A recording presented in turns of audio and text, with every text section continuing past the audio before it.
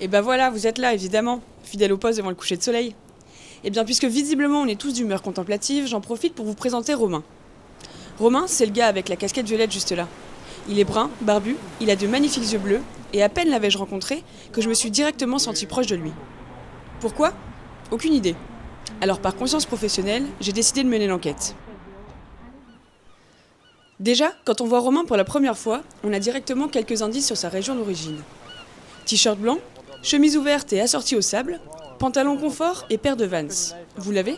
Je me suis alors penchée sur une première piste, ses origines. Est-ce que la douceur et la bienveillance qu'il dégage sont des traits qu'on retrouve chez les gens du Sud-Ouest ? Je pose la question à mon meilleur pote et voici ce qu'il me répond. Le mec du Sud-Ouest, c'est souvent un garçon qui prétend être simple, mais qui a des convictions très arrêtées sur le rugby, le canard, l'océan, les copains, et l'évidence absolue que chez lui, la vie a quand même meilleur goût. Ok, merci ChatGPT, mais ça ressemble pas du tout à Romain. Je me suis dit que pour commencer, j'allais demander au principal intéressé comment il se décrirait lui-même.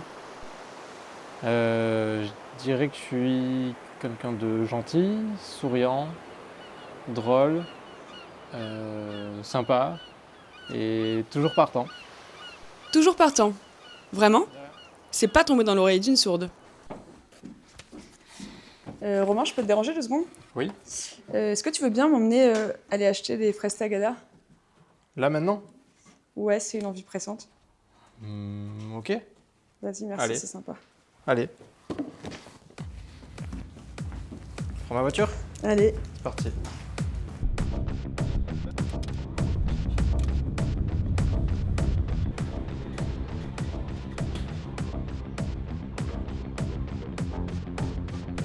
Ok, son côté toujours partant est bien validé.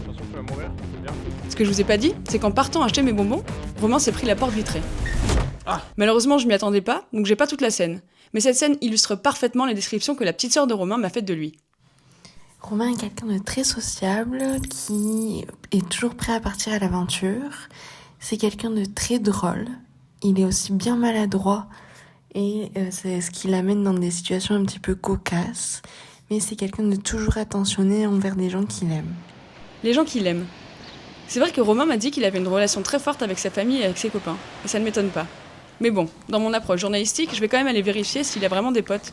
Parce que là, de ce que j'observe de sa conversation avec Yael, il a l'air de parler tout seul. Je contacte donc Yael, qui me répond immédiatement avec un vocal.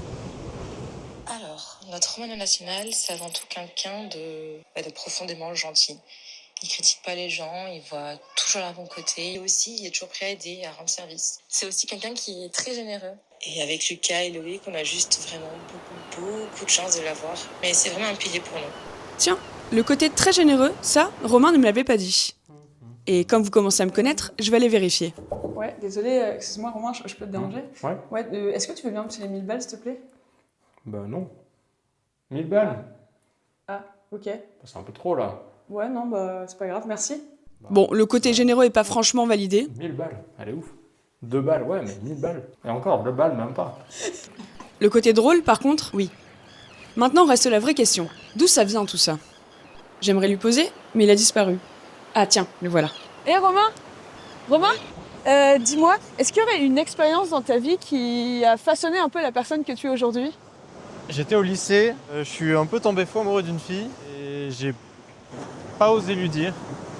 Et bref, il y a des circonstances qui ont fait que plus tard, j'ai appris que si je lui avais dit, peut-être qu'il se serait passé quelque chose. Et ça m'a donné un peu une leçon de vie qui a été ose, t'as rien à perdre et ouais, qui ne tente rien n'a rien quoi. Ok, trop intéressant cette histoire. J'adore cette morale de qui ne tente rien n'a rien. Ça m'inspire beaucoup et ça me donne envie d'en savoir plus.